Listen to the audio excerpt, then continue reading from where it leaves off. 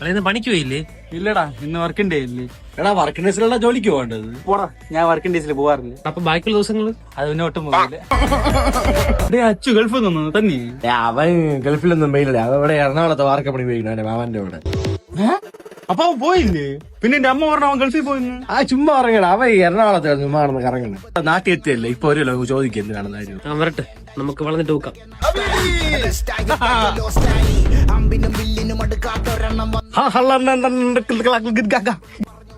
ഭാഷ ഇത് അറബിടാ, അറബി ഹബീബി.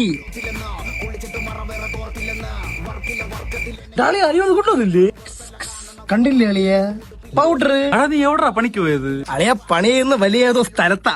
അതാണ് എവിടെ പണി ചെയ്യുന്ന വലിയ ഏതോ സ്ഥലത്താ. അതാണ് ഏത് സ്ഥലവും.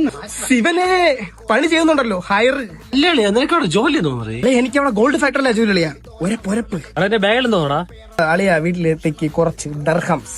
ഗർഭോ? കണ്ടില്ല, കാണിച്ചു ഗർഭം നോക്കട്ടെ. ബിസ്ക്കറ്റ് ഒരുക്കണത് നിക്കുന്ന വള്ളി. ഇതെത്ര ഗർഭോടാ? സത്യം പറഞ്ഞ നീ എവിടെ പോയത്? അളിയ എന്റെ മാവന്റെ കൂടെ ഞാൻ പണിക്ക് പോയി അളിയാ. എവിടെ? എറണാകുളത്ത്. ഇനി ഏരിയ വന്നു പോലെ. Bye bye. ഞാൻ